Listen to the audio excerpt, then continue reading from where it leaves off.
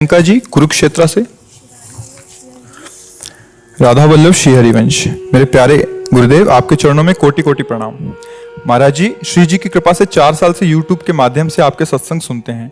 महाराज जी, जीवन में अब यही आशा है कि एक पल भी श्री जी से दूर ना रहें। लेकिन मैं एक अध्यापिका हूँ, ज्यादा समय कार्य में व्यतीत होता है, उस समय भजन नहीं होता और बाद में कष्ट होता है कि सारा का सारा समय मैंने खो दिया।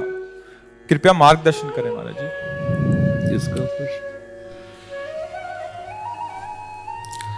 अपने लोग भजन का मतलब समझते हैं कि एकांत गुफा में बैठ करके जो किया जाता है या एकांत कमरे में बंद करके जो किया जाता है उसे ही भजन कहते हैं। वो भी एक भजन का एक अंग है, पर उसे सांगोपांग भजन नहीं कहते। सांगोपांग भजन कहते हैं पहले ये स्वीकार करना है संपूर्ण सृष्टि श्री भगवान की है, इसे आस्तिकता कहते हैं और ये सत्य वस्तु है। वेद और उपनिषद जिस बात को प्रमाणित करते हैं वही बात प्रमाणित मानी जाती है। भगवान एकोहम बहुश्यामा, मैं एक बहुत रूपों में हो जाऊं, वो बहुत रूपों में खेल रहे हैं। आप उस सृष्टि में भेजे गए हैं अलग अलग सेवाओं के लिए। कोई डॉक्टर है, कोई मास्टर है, विविध प्रकार के अभिनय करके हमको अपने स्वामी से इनाम लेना है। किसी को वैरागी का अभिनय है, किसी का रागी का अभिनय है, लेकिन सबका एक अब स्वांग दिया गया है। अपने स्वांग को ठीक से निभा लो तो इस माया प्रपंच से मुक्त हो जाओगे, इनाम मिलेगा। अगर तुम मास्टर हो तो बच्चे में भगवत भावना करके और शिक्षा रूपी भजन उसको दो। जो जिस क्लास की शिक्षा ईमानदारी से आपके अंदर यही हो कि हे प्रभु, आप बालक रूप से हमारे सामने आए हो, मैं आपको शिक्षक रूप से शिक्षा दूंगी। और उस समय यदि भगवत भाव रहा तो आपने जितने घंटे बालकों को पढ़ाया वो भजन ही है, उससे बिलग नहीं। एक युद्ध क्षेत्र में खड़ा हुआ सूरवीर सामने के सैनिकों की गर्दन उतारता है अपने देश रक्षा के लिए, उसका वो भजन ही है, भजन से कम नहीं है, क्योंकि अपने धर्म के लिए वो युद्ध में वार कर रहा है। अधर्म से किया हुआ हर कार्य निष्फल है और धर्म के लिए किया हुआ हर कार्य भजन है, क्योंकि सृष्टि भगवान की है। अगर एक केवल मान लिया जाएगा कि माला चलाना इतना ही भजन है तो वो भजन के सर्वरूप को नहीं जानता है। अगर ऐसा ही हो तो अर्जुन जी कह रहे हैं श्री भगवान से कि मैं संन्यास लेकर के विरक्त होकर मांग कर खाऊंगा, पर मैं युद्ध नहीं करूंगा क्योंकि इसमें हिंसा होती है। और श्री भगवान कह रहे हैं कि नहीं, तुझे युद्ध करना ही होगा। मां मुनिस्मर युद्ध च, मेरा स्मरण करते हुए तुझे युद्ध करना होगा। तो हमें ये बात समझनी कि हमको जो स्वांग मिला उसमें हम बेईमानी न करें। अगर आप डॉक्टर हैं तो मरीज रूपी भगवान की सर्वतोभावेन सेवा, आपको जो स्वांग मिला है आप उसमें बेईमानी मत कीजिए, सत्यता से चलिए, वही आपका भजन बन जाएगा, उसी से भगवान प्रसन्न हो जाएंगे। पर ये स्मृति रहे कि मैं किसका कार्य कर रहा हूं, बस अगर ये स्मृति चली गई तो अहंकार आ जाएगा। किसी भी बात का अभिमान आ जाना उपासना की वृत्ति का नाश हो जाना है। एक छोटा सा भी कार्य आपको भगवत प्राप्ति करा सकता है, उस कार्य का उद्देश्य बदल जाए। बस हम समझते हैं माला जपना ही केवल भजन। बात सुन, एक आदमी बहुत हिंसा प्रवृत्ति का था, चोर था और हिंसा में उसको सुख मिलता था। जैसे अलग अलग, वो इतना तमोगुणी था, जब किसी को काटता और तड़पता तो उसे सुख मिलता था। सैकड़ों हजारों को ऐसे काटता रहा। एक दिन एक महात्मा उसकी मार्ग से जा रहे थे, मिल गए, उसने उनको भी वैसे ही प्रताड़ित करना चाहा। तो भगवत प्राप्त महात्मा थे, उन्होंने कहा कि बच्चा, इससे तुमको क्या मिलता है? तो संतों के दर्शन से, संभाषण से अंतःकरण की मलिनता का नाश होता है। यदि अभिमान त्याग कर संतों के पास जाया जाए तो एक एक कदम यज्ञ के समान होता है। संत दरस को चालिए तज माया अभिमान। जो भगवान में वास्तविक रमण करने वाले महापुरुष हैं, उनका प्रभाव होता है। उस पापात्मा जीव की हिम्मत नहीं हो रही थी उनकी तरफ देखने की। उनका बेटा तुम ये सब क्यों करते हो? तो उन्होंने कहा सुख के लिए करता हूं, संपत्ति छीनता हूं, मारता हूं। इसे बोले अभी तुम सुख की पहचान ही नहीं जानते हो, किसे सुख कहते हैं? तो उनका फिर मुझे बताइए आप सुख किसे कहते हैं? तो बोले हमारी बात तुम्हें तभी समझ में आएगी तब तुम निष्पाप हो गए, क्योंकि पापवंत कर सहज स्वभाव भजन मोहिते ही भावन। बोले महाराज क्या करूं जिससे मैं निष्पाप हो जाऊं? तो उनका हमारे भारत में पवित्र देश है, उनमें आप भ्रमण करो, अवगाहन करो, तुम पवित्र हो जाओगे। निष्पाप करने के लिए हमारे बहुत से तीर्थ हैं भारत में, तीर्थपाद प्रभु ने उनको प्रकट किया है। तो महाराज हम कब जानेंगे पवित्र हो गए? तो सिद्ध महापुरुष थे, उन्होंने एक शुष्क लकड़ी दी, सूखी हुई लकड़ी दी, कहा इसे ले जाओ और जब ये हरी होने लगे, इसमें किनगा आने लगे, तो तुम समझ लेना तुम निष्पाप हो गए। चला गुरु को प्रणाम करके 10 किलोमीटर चला हुआ, शाम हुई, एक वृक्ष बड़ा था उसके नीचे रुका। गांव में रहने का स्वभाव उसका नहीं था, और उसमें 4-5 चोर बैठे हुए थे, और वो नीचे जड़ में ऐसे जाके बैठ गया। रात्रि व्यतीत हो तो तीर्थयाटन को जाएंगे। वो ऊपर प्लान बना रहे थे कि इन गांव वालों ने मुझे बहुत सताया है, आज रात्रि में 12 बजे चारों तरफ से आग लगा देंगे और अस्त्र शस्त्र ले जो भागेगा मारेंगे, पूरे गांव को आज नष्ट करेंगे। उसके कान में पड़ी बात, उसने कहा कि तीर्थ यात्रा तो जा ही रहे हैं, अगर इन जो 4 हैं 5 हैं इनको अगर मार देते हैं तो जा ही तो रहे हैं तीर्थ यात्रा में, पूरा गांव बच जाएगा। ये पूरे गांव को मारना चाहते, पशु पक्षी हैं, बहुत से जीव हैं। तो उसने कहा भैया तुम्हारे गुरु हम हैं, आओ हम तुम्हें सलाह बताते हैं कैसे पूरे गांव को नष्ट करना है। तो चारों कूद थोड़ी पड़ेंगे, एक ही एक आएगा। चारों को हम मार दिया। सोचा अब यहां हिंसा हो गई, नहीं रुकेंगे। लकड़ी उठाई तो हरी हो गई। उनका गुरुजी ने कहा था जहां हरी हो जाए वापस चला गया। वहां गया संत भगवान को, संत ने कहा हम जानते थे कि तुम ऐसे स्वभाव वाले हो कि तुम्हें तीर्थ यात्रा सुहाएगी नहीं, वापस आ गए। तो उनका भगवान आपकी आज्ञा पर, आपने कहा थे हरी हो, देखो हरी हो गई। बोले कौन से तीर्थ में? बोले तीर्थ लेके आ, 4 को और मार दिया है। बोले बताइए कैसे? उन्होंने बोले देखो बेटा, पहले स्वार्थ के उद्देश्य से मारते थे तो पाप हुआ, लेकिन पूरे नगर के बचाने के लिए 4 को मारा आपने। उद्देश्य आपका दूसरों के सुख के, इसलिए मारना ये आपको तीर्थयाटन से भी अधिक पवित्र करने वाला हो गया।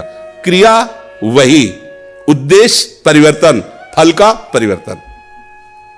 यदि हम सब अपने धर्म से चले, अपने कर्तव्य को भगवान की पूजा माने, तो जो जहां है उसको अलग से कोई मार्ग चयन नहीं करना, वही भगवान की प्रसन्नता के लिए करे, उसको वही भगवान की कृपा की प्राप्ति होगी। तो आपको कोई परेशानी का विषय होना ही नहीं चाहिए। आप अध्यापक और बच्चों को पढ़ाइए और बीच बीच में राधा राधा राधा स्मरण कीजिए। जो भी कर रहे हो अपने प्रभु के लिए कर रहे हैं, ऐसी भावना कीजिए। इसमें कोई श्रम नहीं, कोई परिश्रम नहीं, कोई अलग से ऐसा नहीं कि नाक दबा के बैठना है, आंख मूंद के बैठना है।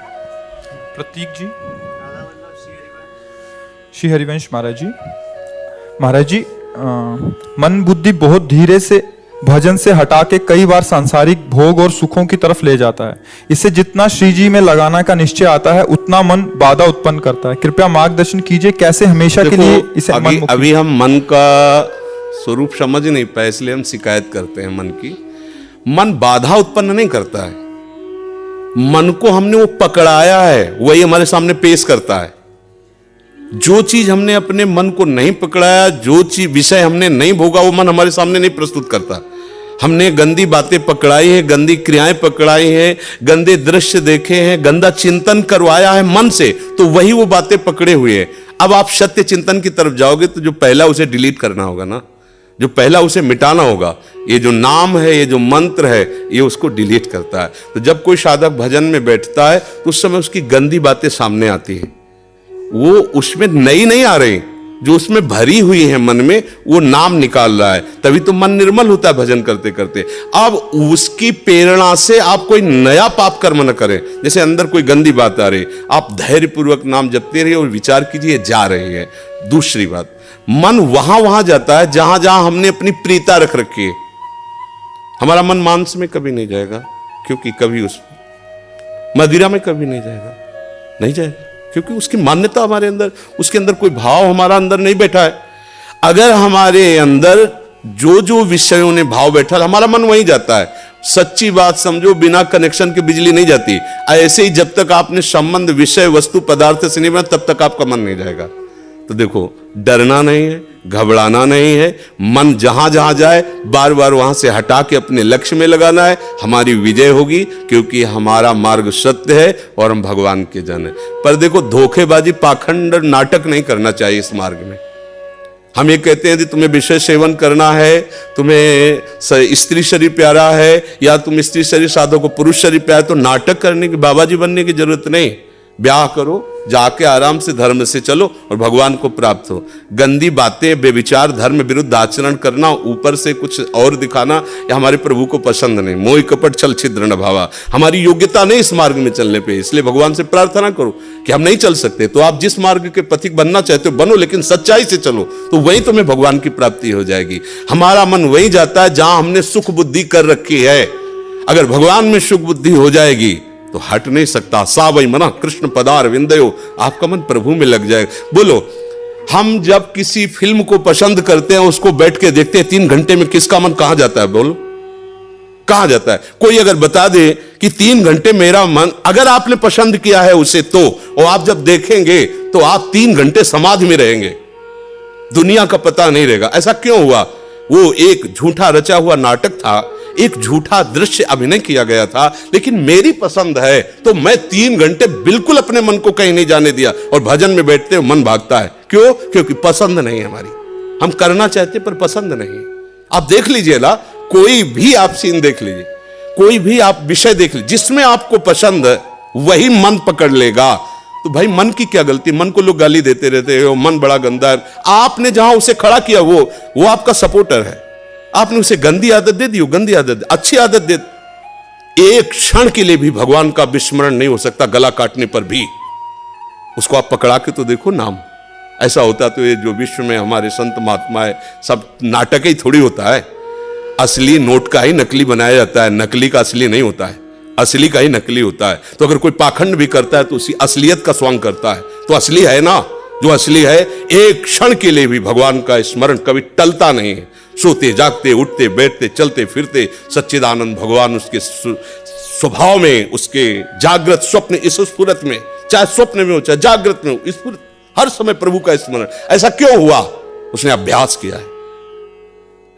आंख लगा के हम निशाना नहीं लगा सकते, क्यों? अभ्यास नहीं।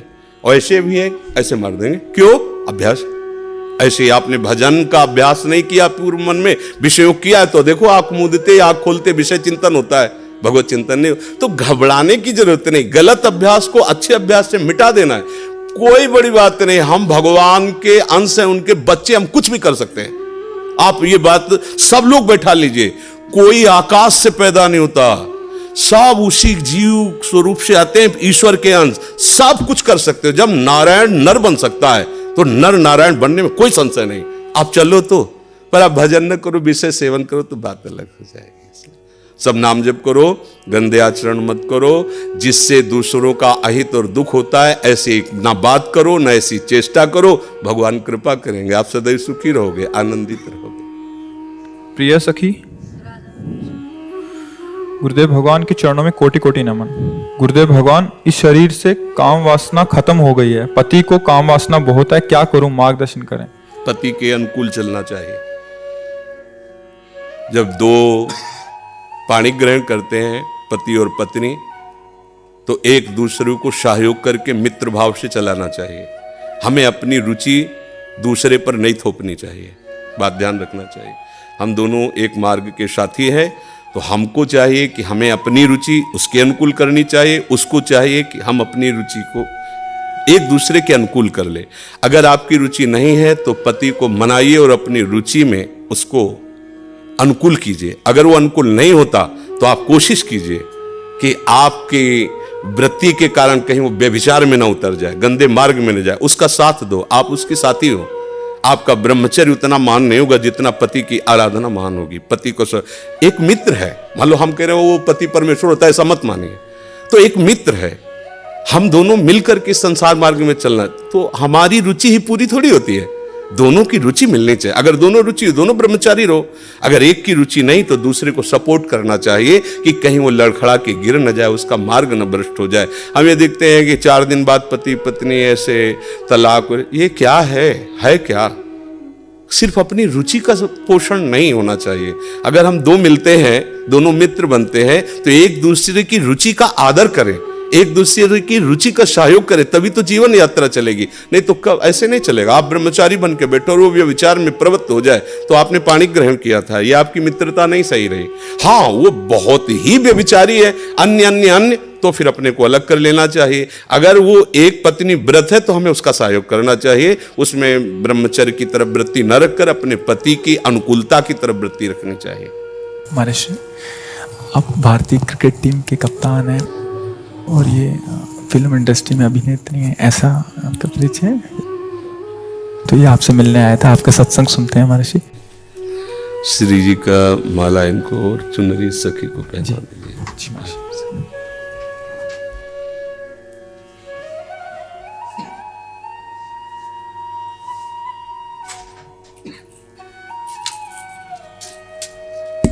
हाँ, सखी को पहना दीजिए। ये माला हमारी श्री जी की प्रसादी। देखो, एक कोई छोटी माला श्री जी की प्रसाद है, इस बच्चे को पहना दो।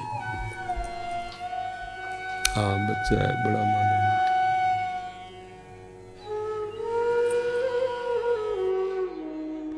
ठीक है, आप आ जाइए, और भी जने मिलने वाले हैं।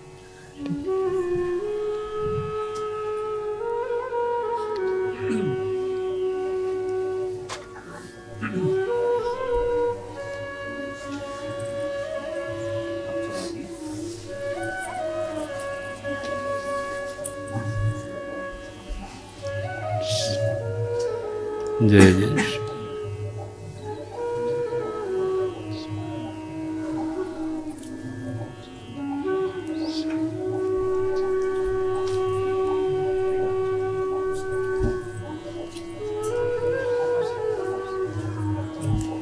प्रतिमा जी अमेठी से।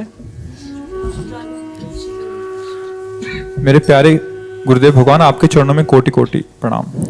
गुरुदेव, घर की परिस्थिति अनुकूल नहीं है, वहां का वातावरण का प्रभाव इस मन पर बहुत प्रभाव डालता है, जो नहीं करना चाहिए वो भी करवाता है। हे नाथ, हम कैसे भजन करें, कुछ समझ नहीं आता, बहुत पाप हो जाता है। हाँ, नाम रूपी बल हृदय में धारण करो, किसी के सहयोग की जरूरत नहीं, कुछ कहने की जरूरत नहीं, बस बात समझो। नाम रूपी बल हृदय में धारण करो, सब कुछ हो जाएगा।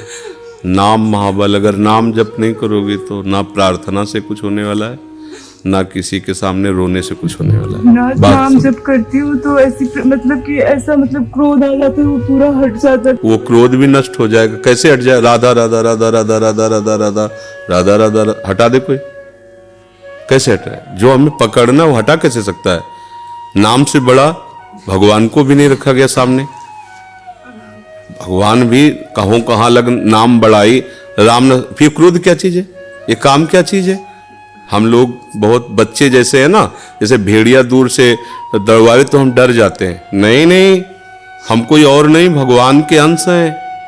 हम कोई साधारण नहीं। पहले आप अपने को समझो। ना आप स्त्री हो न पुरुष हो, पोशाक धारण की हो स्त्री पुरुष की। आप सिंह के बच्चे हो, दहाड़ना सीखो, भेड़िए की तरह मिमियाना नहीं। पक्की बात समझो। हमारी बात समझोगे तो आप चलोगे, नहीं तो बात समझ में नहीं आएगी।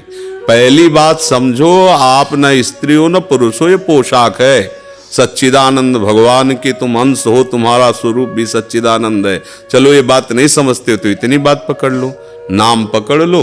नाम तुम्हारा ऐसा साथी है कि अंदर बाहर सब जगह चकाचक कर देगा। गोस्वामी जी कहते ना, राम नाम मणि दीप धरी, जी है देहरी द्वार, तुलसी भीतर बाहरो जो चाहस उजियार। श्री हरिवंश महाप्रभु कहते हैं, इहि परलोक सकल सुख पावत, मेरी शोभैया कृष्ण गुण स। यहां और वहां। अब बात ना मानो तो रोते रहो, फिर क्या कर सकते हैं? आप जप के तो देखो, राधा राधा राधा राधा राधा राधा राधा राधा राधा राधा। अब करे मन। हमको छोड़ना नहीं है। नाम जी है जपि जागे जोगी, अहो वत्स पचतो गरीयान या जिभ्याग्रे वर्तते नाम तुभ्यम। जिभ्याग्रे मन से नहीं कहा, यद जिभ्याग्रे वर्तते नाम तुभ्यम, अहो वत्स पचतो गरीयान। वो चांडाल भी श्रेष्ठ है जिसकी जिभ्या के अग्रभाग पर हरि नाम है, कृष्ण नाम है, राधा। आप समझो, हमें रोने की जरूरत नहीं है। प्रेम में रोना अलग बात है, दुखों से रोने की जरूरत नहीं है। अब हमें दुखों को रुलाना है कि अरे हमारा तो कोई प्रभाव इस पर पड़ता ही नहीं, वो रोए बैठ के। अब हम ऐसे भजन करके ऐसी स्थिति प्राप्त करेंगे कि भारी भारी दुख विपत्तियां हमारे ऊपर आए और वो दुखी हो जाए कि इसके ऊपर कोई प्रभाव ही नहीं पड़ रहा है। जैसे हिरण्यकश्यप दुखी हो गया कि मरेगा कैसे प्रहलाद, मृत्यु दुखी हो रही कैसे मार पाऊं इनको, हरि गोद में लिए। अरे समझो, हम लोग हरि के जन, बस हरि को भूल गए, अपने को स्त्री माना, पुरुष माना, पति माना, पुत्र माना, धनी माना, विद्वान माना, ये माना वो माना। ये सब काल के तमाचा में माना न माना बराबर हो जाएगा। ये तुम्हारी मान्यता, प्रभु का हूं ये मान्यता सच्ची है, और नाम जप करो सब कुछ ठीक हो जाएगा। कोई जरूरत नहीं तुमको किसी के आगे रोने की। करके तो देखो, अब 4 दिन करो, इसके बाद आओ बोलो चेक नहीं आई, समस्या का समाधान दीर्घ काल तक लगे। भगवान का नाम सत्य। एक किसान भी जब गेहूं बोता है, अगर रोज खोद के देखे कि अभी जगह है, बीज नष्ट हो जाएगा, उसको बो के ऐसे पाटा लगा दिया, ऊपर से प्लेन कर दिया, और 10-15 दिन के बाद देखा धीरे धीरे अंकुरण आ गए। अब उसी समय सोचे कि इसमें तो गेहूं नहीं लग रहा, चुप रहो, 3-4 महीना उसका और सेवन करो, बाली आएगी, पक जाएगा, गेहूं की राशि हो जाएगी। ऐसे ही अनेक जन्मों से दुराचार, नाना प्रकार के कुकर्म करते रहे हम।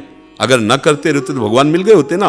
अब पहले नाम वो सब स्टॉक खत्म करेगा, इसीलिए समय लगता है। नाम जप करते करते संचित जो हमारे अशुभ कर्म हैं उनको विध्वंस करेगा और नष्ट करेगा। अब कितने कोई पता तो है नहीं, 1-2 साल की कमाई तो जमा नहीं है, लाखों करोड़ों अरबों जन्म हो चुके, उन सब की कमाई स्टॉक में जमा है। अब उसको भस्म करने का समय लगेगा। चुपचाप नाम जप करो। आगे जो अभी नए फसल है, इसमें भी हमसे बहुत गलतियां हो रही, इनको नाम सुधारेगा।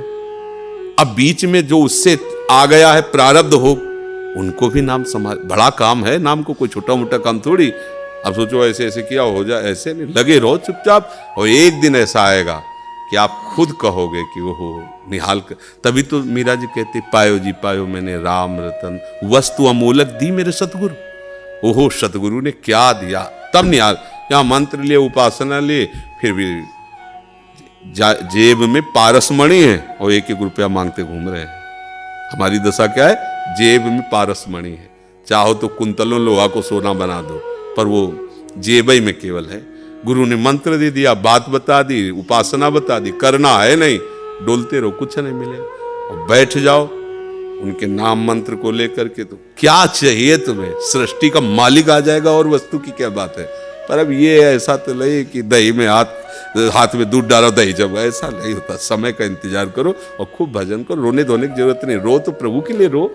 ये आंसू रूपी भेंट प्रभु को चढ़ाए। तो दुख सुख और प्रतिकूलता अनुकूलता अपमान निंदा में क्या रोना, थोड़ा बहादुर बनो। ये सब महाराज जी श्री जी तो मिल जाएंगे ना मुझे, इस बात हम जो कह रहे हैं उसे सुनो। श्री जी मिलना न मिलना जरूरी बात नहीं है, जरूरी बात है श्री जी का भजन करना।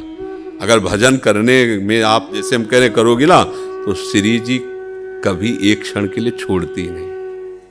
अरे आप समझो, जैसे छोटा सा वात्सल्य कण भगवान का एक माँ के अंदर होता है, वो कोई भी कार्य करती है पर नजर अपने बच्चे पे रहती है, उसकी अबोध बच्चे पे रहती है। ऐसे ही अनंत माताओं का वात्सल्य जहां से प्रकट हुआ वो हमारी श्री जी है, और हम उनके चरण आश्रित है। हर समय श्री जी हमें देखती है, पर हमारी योग्यता इसलिए देखने की नहीं हो रही। अभी हम और कुछ देखना चाहते हैं, और कुछ पाना चाहते हैं, और कुछ भोगना चाहते हैं। जिस दिन सारी चाह मिट गई, उसी दिन तुम देख लोगे कि श्री जी तो बहुत पहले से हमारे साथ है, श्री जी तुम्हें बहुत पहले से प्यार कर रहे हैं। इसलिए शाबाश। कृष्णा लुधियाना से। श्री हरिवंश बाबा, आपके चरणों में दंडवत प्रणाम। बाबा, मेरे स्कूल में तिलक लगाने से मना किया जा रहा है, अब मैं क्या करूं, मेरा मार्गदर्शन करें। हाँ तो तुम मत लगाओ तिलक, हम तुम्हें बताएं। सूखी रज ले लिया ना, बट्टी सूखी, ऐसे कर लिया, ऐसे लगा लिया, तो तिलक भी लग गया और नहीं भी लगा, कोई तुम्हें डांटेगा भी नहीं। ठीक है, हाँ न मत लगाओ, क्योंकि प्रगट में क्या है ना, बच्चा है, साथी भी उसको चिढ़ाने लग सकते हैं, बड़ा भगत, तो मतलब अभी बच्चा है। तो तुम ऐसा करो, जिससे आप रगड़ के लगाते हो ना, उसको रगड़ो मत, उसको सीधे ऐसे करो, ऐसे लगाया, ऐसे बिंदु रख ली, तो तिलक भी लग गया। और भगवान की बात तो जानते हैं, और वो लोग जानते नहीं, तो वो तुम्हें चिढ़ाना बंद कर देंगे और बढ़िया लग जाएगा। ठीक है, नहीं सुनो, ऐसे ऐसे चाहे द्वादश तिलक बना लो, कोई परेशानी नहीं। थोड़ा और बड़े हो ना, और जब निष्ठा आ जाएगी ना, फिर कोई नहीं। अच्छा, शराब पियो कोई डांटता है क्या? टीचर विद्यार्थी को साथ बैठाल कर पिलाने के लिए राजी हो जाएगा। लेकिन अगर ये माला तिलक का, ये कलयुग का प्रभाव है, तो बच्चे इसलिए मतलब तुम्हें ऐसा कह रहे, अगर कोई जवान ऐसी बात करे तो उसे हम दबका देंगे। अपनी निष्ठा तो नहीं रख पा रहा, फिर किस बात का भक्त है? ये सम्राट अकबर आगरे आया दौड़े पे, तो वहाँ बड़े बड़े सब जो छोटे छोटे प्रांतों के राज कर्मचारी थे, उनमें मधुकर शाह जी भी थे, हरिराम व्यास जी के तिलक कंठी सब कई ऐसे उनको दिखाए तो जलन होती है। अब बादशाह है, उसके सामने सब हिंदू चिन्हों से, भागवतिक चिन्हों से युक्त, तो उसने ऐसे देखा कि अधिकतर अधिकारी सब कंठी तिलक, क्योंकि ब्रजभूमि और प्रभाव ऐसा, तो उनका हमारा फरमान जारी किया जाए, कल से कोई भी अगर तिलक लगा के आया तो गरम लोहे से उसका मस्तक दाग दिया जाएगा। कोई भी सभा में तिलक लगा के नहीं आएगा। बादशाह अकबर का। मधुकर शाह ने सोचा कि यार जीवन किस काम का, ये भगवान का दासत्व अगर इसे मिटा के गए एक संसारी बादशाह के सामने, फायदा क्या होगा? गला कटवा देना अच्छा है, लेकिन तिलक उतारना अच्छा नहीं। वैसे तो अंगरखी और धोती वो सब राज पोशाक पहन के जाते थे, केवल नीचे धोती पहन के लंबा तिलक, 12 तिलक लगाए, द्वादश तिलक, यज्ञोपवीत खुला, कंठी की माला खुला, तलवार खोशी। सभा में देखा कोई भी तिलक नहीं लगाया था, क्योंकि बादशाह का हुक्म, बादशाह वो तत्काल तो मृत्यु दंड दे सकता है। गए, सामने खड़े हो गए, द्वादश तिलक। उनका अकबर सम्राट ने कहा, सुना नहीं था कल का फरमान मधुकर शाह? खींच ली तलवार। उनका, आप एक मुल्क के बादशाह हैं, ये अनंत मुल्कों के बादशाह का तिलक है, मेरी गर्दन कटने पर ही ये मिटेगा, ऐसे नहीं मिट सकता। जिसकी ताकत हो मिटा के देखे आके।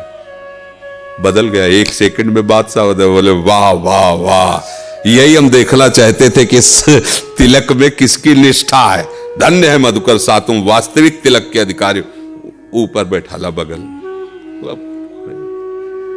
जो भागवतिक तेज से मानो ऐसा लगा कि इनसे अब कोई आंख नहीं मिला सकती, भागवतिक तेज से संपन्न होकर कि ऐसे नहीं मिट जाएगा तिलक, गला कटेगा तब मिटे, देखे कौन आ। अभी फरमान जारी हो जाए कि गला काट दिया जाएगा तो सब मिटा कर चुपचाप, भैया राधा ही राधा तो कहला का गला कट। निष्ठा तो एक अलग चीज होती है ना। बहुत सावधान रहो। अभी बच्चे आप ऐसे कर लिए।